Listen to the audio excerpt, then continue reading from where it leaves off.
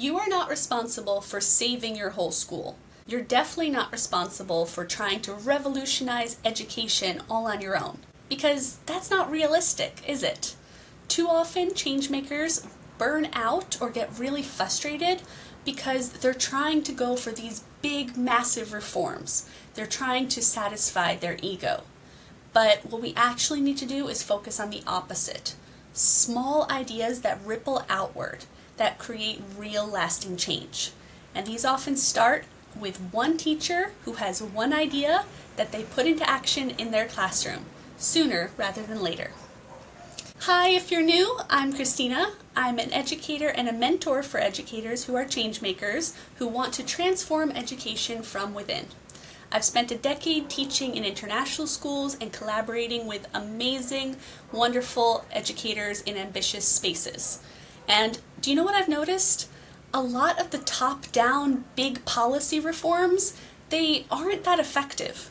Whereas purpose-driven educators who have one idea and start small, those changes actually make an impact. And then those educators can share with others.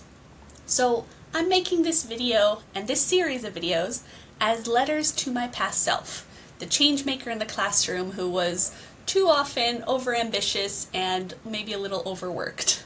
And I want to tell her, first, you're not alone in trying to revolutionize education. Second, your daily efforts do move the needle forward. Keep going. And third, real change is happening in education. You just probably don't know about it.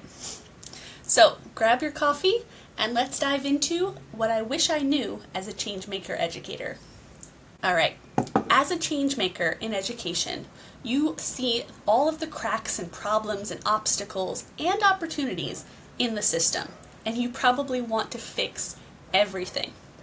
If you're like me, you're the one who is constantly talking about, what if we could do this? Could we try that? What if we shifted this? The students should have that. And all of that drive to fix things, solve the problems, work through solutions is really admirable, but you're going too big. All of your big, massive ideas need to be pared down into small actions. And so here's the big takeaway. You can keep dreaming big. Please do. But you have to start taking daily micro actions to continue to fulfill your identity as a changemaker.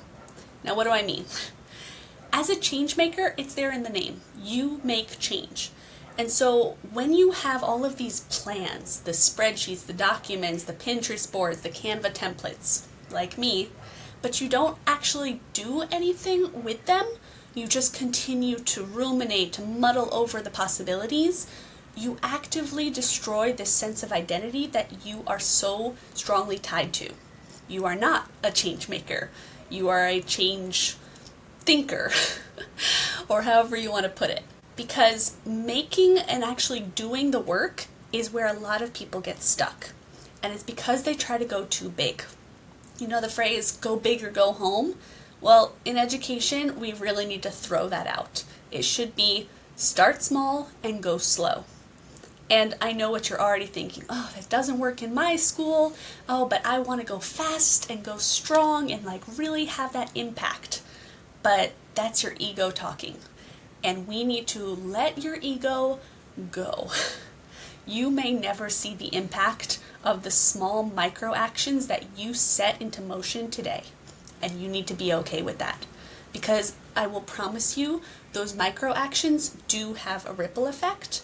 And you becoming responsible for the starting point doesn't mean that you're going to see the finish line. And that's okay. When we take too much responsibility onto our plates, especially as educators, and some of it we can't negotiate, right? But you are an educator, and then you are a colleague, and then you are a mentor. You might add on other titles to that, but you can't also be an educational reformer unless you have the bandwidth for it. And, past me, I did. I had that space to bring out these ideas and try new things. But you have to evaluate for yourself first, can I actively start a change in my classroom, a small thing in my school that I will not see the impact of, or I might not see the impact of. Do I have the emotional readiness to be able to go through that process? And it's okay if you don't. Maybe in this season you don't. Because reforming the system of education, it's like a tangled root system. And you can't do any of this work on your own. You need to initiate change that will spread outward. All right, so I want you to think about your classroom, your school setting, wherever your main space is, as a laboratory.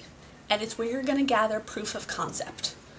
If you think about one issue in education that really bothers you, maybe it's equity.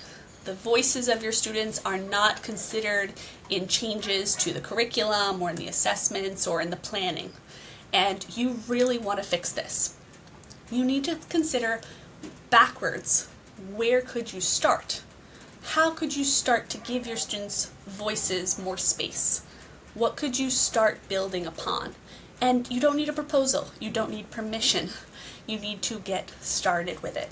Because when others see that you've started a change and that it's having an impact, they are more likely to join in or to be curious about what you're doing and ask.